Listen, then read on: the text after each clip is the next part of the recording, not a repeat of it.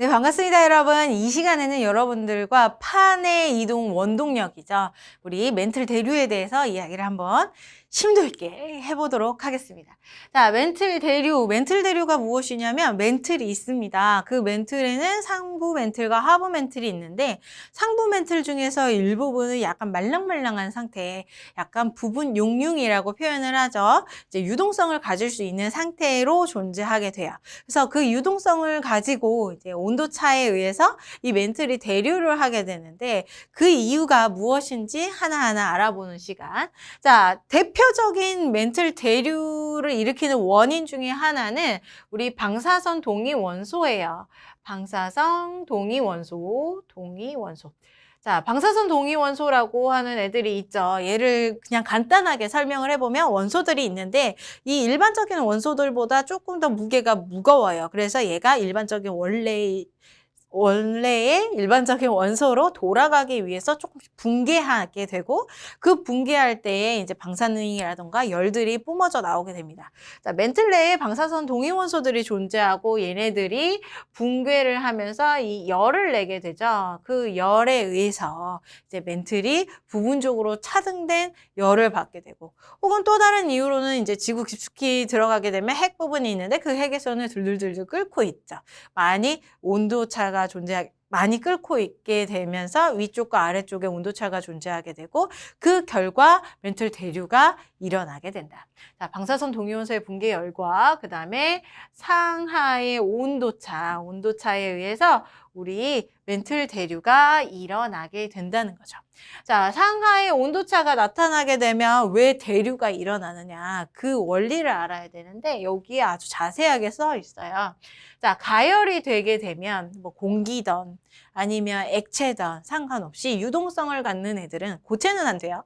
자, 유동성을 갖는 부분들이 가열이 되게 되면 무슨 일이 일어나게 되냐면 그 물질을 구성하고 있던 분자들 사이의 거리가 멀어지게 돼요. 에너지를 얻었기 때문에. 열이라고 하는 에너지를 얻었기 때문에 분자들 사이의 거리가 멀어지게 되고 그 결과 부피가 팽창하게 되는 거죠. 분자들이 멀어지게 되면 자신이 차지하고 있는 영역이 더 넓어지는 거니까 부피가 커질 수밖에 없는 겁니다. 그러면 그 결과로 인해서 이제 밀도가 감소하게 된다.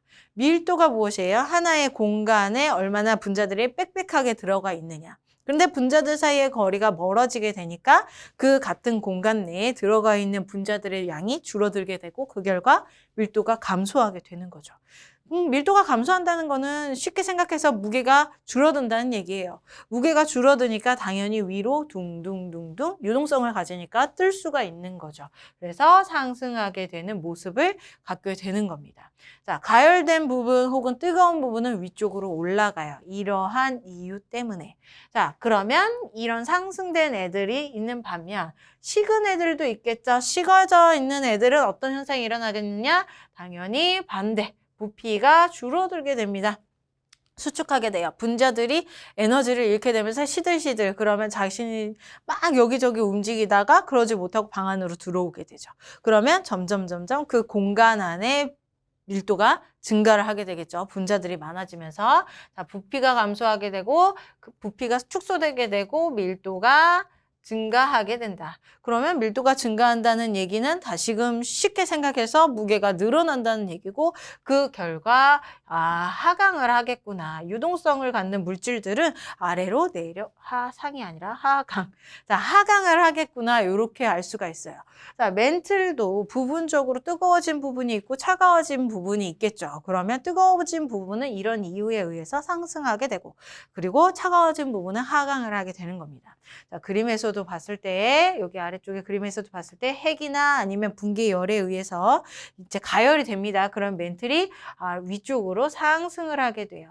이렇게 상승된 멘틀의 부분들이 이동을 하겠죠. 점점 가만히 그 자리에 있는 게 아니라 아래에서 계속 치고 올라오니까 점점 옆으로 퍼져요. 그런데 위쪽에 있다 보니까 열원이 없어서 점점 식어가면 또 어떻게 아래로 하강을 하겠네요. 그래서 상승과 하강이 지속되면서 멘틀의 대류가 계속적으로 일어나게 되는 거예요. 자, 이런 멘틀의 대류가 일어나는 부분은 유동성이 있는 부분이다라고 얘기를 했죠. 그 부분을 더 정확하게 얘기를 해보면, 자, 위쪽과 아래쪽 상부 멘틀과 하부 멘틀로 나눌 때 상부 멘틀이에요. 약 지각으로부터 400km 내까지, 거기까지를 우리는 상부 멘틀이라고 하는데, 그 중에서 이제 100km 위쪽은 우리 암석권이라고 부르면서 그 암석권은 지각과 함께 포함해서 판이라고 얘기를 합니다. 단단한 부분으로 이루어져 있어요. 그리고 그 아래쪽 100km와 400km 사이 부분, 이제 여기에 유동성을 갖는 부분, 이 부분이 이제 100km에서 400km 부분이겠죠. 이 부분을 우리는 연약권이라고 얘기를 해요. 그래서 멘틀의 대류는 여기 써 있는 것 같았는데, 자, 연약권에서 일어나게 되는 겁니다. 연약권 한번 써볼게요. 자, 연약권에서 일어나게 되고 상부 멘틀의 일부이다라는 것만 알아두시면 될 것 같아요. 자, 이런 연약권에서 멘틀의 대류가 일어나면 지구에 어떤 영향을 미치느냐? 우리 지구과학 1에서 배우는 가장 큰 영향은 판의 이동이 되겠죠. 자, 판의 이동의 원동력이 되겠습니다. 판이라고 하는 것은 멘틀 대류 상부 멘틀 중에서 암석권과 그 다음에 그 위쪽에 있는 지각을 포함을 해요. 여기에서 허옇게 표현된 부분을 얘기를 하는데 이렇게 커다란 화살표로 표현된 애들을 우리는 판이라고 얘기를 해줄 수가 있어요. 판. 자, 이 판들을 이동시켜주는 역할을 하게 돼요. 위로 올라가면 올라갈수록 지각에 가까우면 가까울수록 밀도가 낮아요. 무게가 작다는 얘기죠. 그래서 아래쪽에 있는 연약권에 둥둥둥 떠있는 판의 모습으로 생각이 될 수가 있고, 그 다음에 그 둥둥둥 떠있는 판들이 대류 현상에 의해서, 멘틀의 대류 현상에 의해서 이제 상대적으로 간접적으로 이동을 하게 되는 모습을 갖게 되는 거죠. 자, 그래서 판의 경계와 멘틀 대류에 의해서 판이 이동하게 되고 그 원동력은 멘틀 대류가 된다. 자, 멘틀 상승부에서는 어떤 현상이 일어나는지 얘기를 한번 해보도록 하겠습니다. 이렇게 멘틀이 상승을 해서 그 자리에서 멈추는 게 아니라 양옆으로 퍼져나간다고 그랬죠. 왜 그러냐면 아래쪽에서부터 계속적으로 멘틀이 상승을 할 거니까. 그 결과 양쪽으로 벌어지는 힘이 나타나게 돼요. 그래서 멘틀 상승부에서는 대륙이 갈라지게 되는, 벌어지게 되는 현상들이, 판이 벌어지게 되는 현상들이 나타나고요. 그리고 이 판의 경계에서 멘틀의 상승부 그 지점에서는 화산 활동이 일어나면서 이제 우리 골짜기라던가 아니면 높은 산맥을 만들게 되는 거죠. 화산을 만들게 되는 거예요.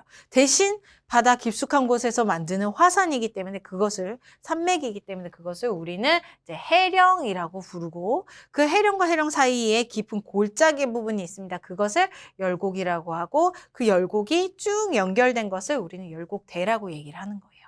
자, 그림에서 봤을 때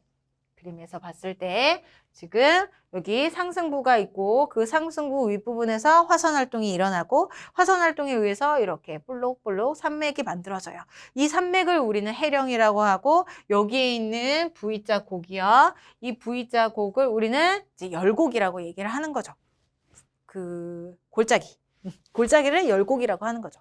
그리고 이 열곡이 앞쪽 부분에서 조금만 있는 게 아니라 뒤쪽으로 쫙 멘틀이 뒤쪽 3D로 보셔야 돼요. 3D 쫙 보게 되면은 뒤쪽에서도 계속적으로 상승이 일어나니까 여기에도 열곡대가 쫙 연결되는 거예요. 열곡이 쭉 연결이 되면서 열곡대를 형성하게 되는 겁니다. 이게 열곡대예요. 해령과 열곡대가 여기에서 형성이 되는 거죠.